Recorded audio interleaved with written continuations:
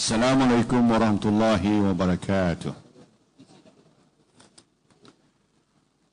Alhamdulillah, marilah kita sama-sama melafazkan rasa syukur kehadrat Allah Subhanahu wa Ta'ala di atas limpah kurnia dan inayahnya kita dapat berkumpul di majlis ilmu yang saya anggap sangat penting lagi bermakna ini. Saya katakan bahawa majlis ini amat bermakna dan penting kerana melalui pertemuan-pertemuan seperti ini akan menjadi pemangkin kepada usaha pembenihan kefahaman konsep wasatiyah dan kesederhanaan yang seringkali kita ucap dan zahir di pelbagai peringkat. Makanya pada pandangan saya, barangkali cukup agaknya dengan ungkapan komitmen, iltizam dan kesungguhan saya selaku Perdana Menteri bersama-sama dengan rakan-rakan saya lain untuk mengatakan bahawa wasatiyah dan idea Islam yang berlandaskan kesederhanaan ini akan terus menjadi teras kepada kerajaan dan kepimpinan yang sedia ada. Malah konsep wasatiyah dan seminar ini kita kaitkan dengan kerangka iaitu maqasid syariah sebagai tajuk seminar kita bukanlah satu perkara yang baru. Malah sejak dahulu lagi, daripada mula kita meletakkan Islam di tempat yang tertinggi sekali dalam negara kita.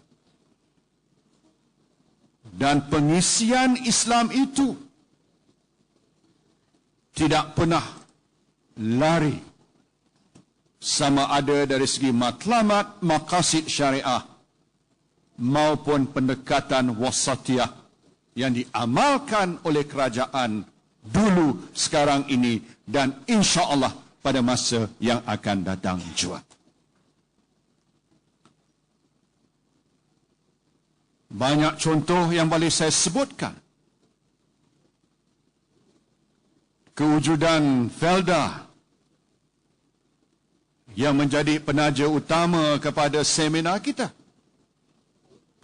adalah juga menepati matlamat maqasid syariah.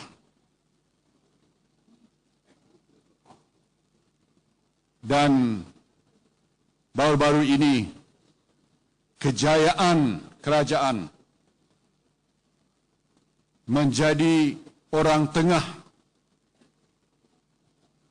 membawa pada penyelesaian konflik di selatan Filipina yang telah meragut 150,000 nyawa umat Islam selama 40 tahun kerana peranan Malaysia berasaskan kepada pendekatan wasatiyah lah, maka kita telah berjaya sebagai facilitator yang membawa kepada comprehensive agreement bangsa Moro akan wujud entiti bangsa Moro dan ribuan umat Islam akan terselamat daripada konflik kerana peranan yang dimainkan oleh Malaysia. Dalam hal ini, perkara yang penting kepada saya ialah pendekatan wasatiyah ini dapat diterima dengan hati yang terbuka oleh majoriti rakyat, mendapat dukungan para ilmuwan, cendekiawan, malah melalui seminar seperti inilah saya anggap akan membantu kita kepada penerimaan konsep ini secara lebih menyeluruh lagi. Sidang hadirin sekalian, kita harus mengingatkan pada diri kita bahawa jangan kita terlalu gusar dengan persepsi atau tangkapan sebilangan kecil masyarakat. Kalau kita terlalu risau akan demikian,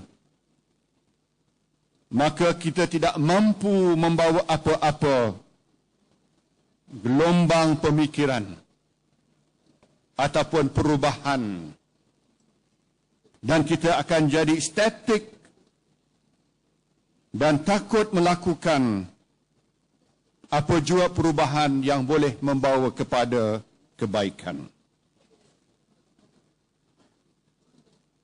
Sememangnya Islam itu sendiri bukanlah sebuah agama yang kaku lesu dan menolak kepada perubahan. Dalam banyak hal dan perkara, faham agama mesti diterapkan dengan kesegaran dan keberanian keilmuan, khususnya dalam perkara-perkara yang ditegaskan di dalam Al-Quran, As-Sunnah, ijma' ulama' maupun kias, di mana ruang lingkup keberanian meneroka fikrah ijtihadik sangat penting dan utama. Oleh itu, hubungan dan kaitan di antara peranan akal, fiqh dan realiti sosial di dalam pembangunan kefahaman dan pemikiran Islam mesti disuburkan. Tuan-tuan dan puan-puan sekalian, saya merasa cukup senang hati apabila dimaklumkan oleh pihak penganjur bahawa seminar ini mendapat perhatian dan minat pelbagai kumpulan dan kelompok masyarakat. Kepada para ilmuwan, tetamu-tetamu kehormat kita dari Qatar, Jordan, Kuwait dan Arab Saudi, saya mengucapkan terima kasih dan selamat datang kepada mereka kerana sumbangan mereka itu adalah amat bermakna kepada kita semua. Saya juga mengucap terima kasih kepada Institut Wasatiyah Malaysia kerana telah berjaya mengadakan seminar ini dan terus berusaha untuk menyebarluas kefahaman mengenai konsep wasatiyah. Tuan-tuan dan puan-puan sekalian, sebenarnya masyarakat pada hari ini mengharapkan Islam mampu menyedia kerangka penyelesaian kepada banyak masalah kontemporari yang melanda negara dan umat Islam. Ketika ini ada di kalangan negara Islam